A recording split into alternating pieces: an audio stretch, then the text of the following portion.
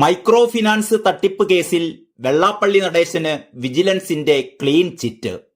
VS. Achuthanandan നൽകിയ പരാതിയിൽ വെള്ളാപ്പള്ളിയെ ഒന്നാം പ്രതിയാക്കിയെടുത്ത കേസിലാണ് വിജിലൻസ് വെള്ളാപ്പള്ളിക്ക് ക്ലീൻ ചിറ്റ് നൽകിയിരിക്കുന്നത്.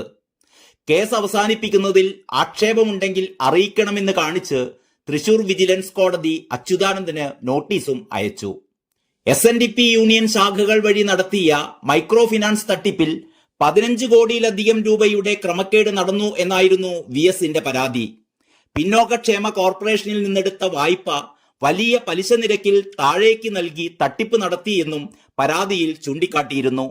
പ്രാഥമിക അന്വേഷണം നടത്തി ക്രമക്കേട് കണ്ടെത്തിയ വിജിലൻസ് വെള്ളാപ്പള്ളിയെ ഒന്നാം പ്രതിയാക്കി കേസെടുക്കുകയായിരുന്നു.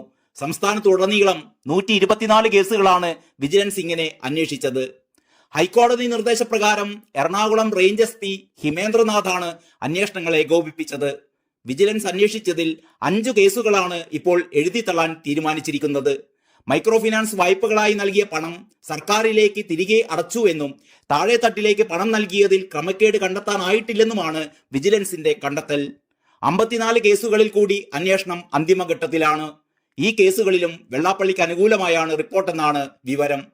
മൈക്രോ ഫിനാൻസ് കേസിൽ വിജിലൻസ് അന്വേഷണം ഇഴഞ്ഞു നീങ്ങിയപ്പോൾ VS ആണ് ഹൈക്കോടതിയെ സമീപിച്ചത്.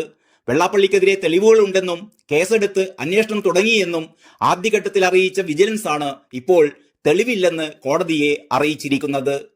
BDJS BJPക്കൊപ്പം ചേർന്നതോടെയാണ് വെള്ളാപ്പള്ളിക്കെതിരെ CPM ആരോപണം ഘടിപ്പിച്ചത്.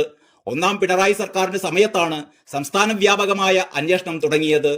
ഇതിനിടെ വെള്ളാപ്പള്ളിയെ കേരള നവോത്ഥാന സംരക്ഷണ സമിതിയുടെ ചെയർമാനായി സർക്കാർ നിയമിക്കുകയും ചെയ്തിരുന്നു.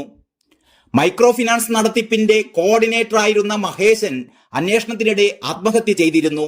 സാമ്പത്തിക ക്രമക്കേടുമായി ബന്ധപ്പെടുത്തി ആത്മഹത്യക്ക് പിന്നിൽ വെള്ളാപ്പള്ളിക്കും തുഷാറിനുമെതിരെ ആക്ഷേപവും ഉയർന്നിരുന്നു. ഈ ആത്മഹത്യാ കേസ് ഇപ്പോൾ ക്രൈംബ്രാഞ്ച് അന്വേഷിച്ചുകൊണ്ടിരിക്കുകയാണ്.